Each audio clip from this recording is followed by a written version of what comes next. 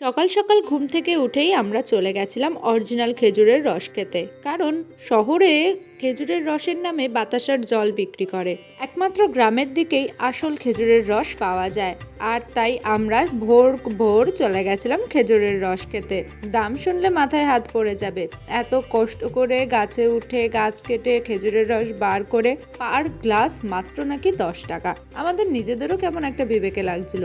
আর সেই খেজুরের রস পাতা দিয়ে জাল দিয়ে তৈরি হচ্ছিল গুড়, যাকে বলা যায় অরিজিনাল খেজুরের গুড়, কোনো চিনি নেই। Welcome back to our channel. খেজুরের রস খেতে কিন্তু খুবই ভালো ছিল, তবে আমি 1 গ্লাসের বেশি খেজুরের রস খেতে পারিনি। বিক্রম 4-4টে গ্লাস খেয়ে নিয়েছিল।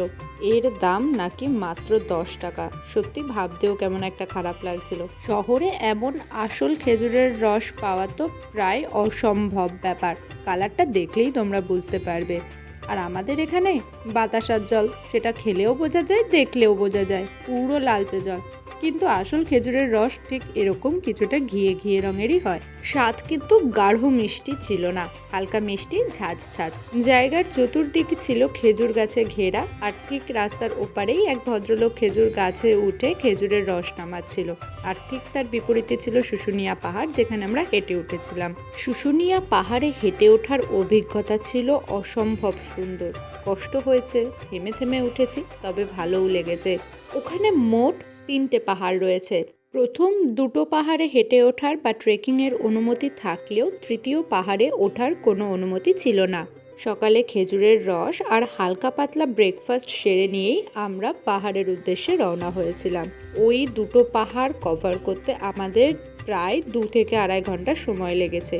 কিছু লোক গিয়ে হাফ রাস্তায় ফিরে এসেছে। প্রায় 1425 কিলোমিটার দীর্ঘ এই এবড়ো খেবড়ো পথে পেরোলে তবে গিয়ে পাহাড়ের চূড়ায় পৌঁছানো যায়। তবে সেটা প্রথম পাহাড়। দ্বিতীয় পাহাড়ে ওঠা তো তখনও বাকি ছিল। পাহাড়ের চূড়ায় আহামরি কিছু না থাকলেও এই হেঁটে ওঠার মজাটাই অন্যরকম ছিল। বিশাল কষ্ট হয়েছিল। 500 মিটারকে মনে হচ্ছিল প্রায় 10 কিলোমিটারের সমান। শেষে জঙ্গল থেকে একটা লাঠি জোগাড় করে তাকে সঙ্গী বানিয়ে তার উপরে নির্ভর করে উঠতে হয়েছিল। এতটা কষ্ট হয়ে গেছিল। কিছুটা ওঠার পর, অলমোস্ট প্রথম পাহাড়ের চূড়ায় ওঠার পর, হঠাৎ করে চোখে পড়লো এই গাছটা, যে গাছের ভেতরে পয়সা পোঁতা ছিল।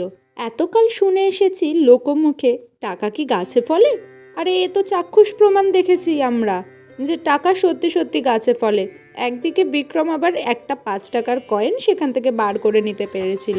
মনে হয় ওটা পেকে গেছিল বলে। না, মজা করলাম। আসলে 5 টাকাটা ছিল গোল্ডেন কালারের, তাই মজা করে বলাই যায় পেকে গেছিল, তাই বিক্রম নিতে পেরেছিল। পাহাড় থেকে নামা মাত্র এত খিদে পেয়েছিল, চটজলদি মাড হাউসে ফিরে যায়।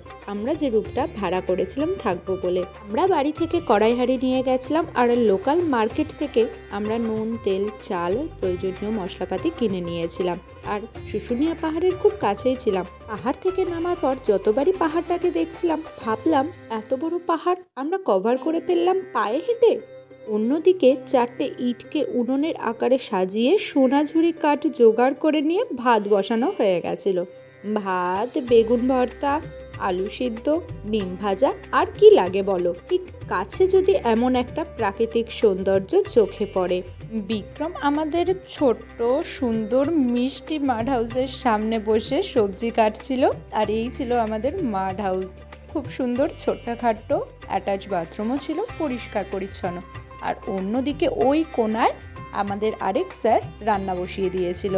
সেদিন বাঁকুড়ায় তোলা কিছু ফটো তোমাদের সাথে শেয়ার করলাম। আজকের জন্য এইটুকু। দেখা হবে তোমাদের সাথে নেক্সট কোনো ভিডিওতে।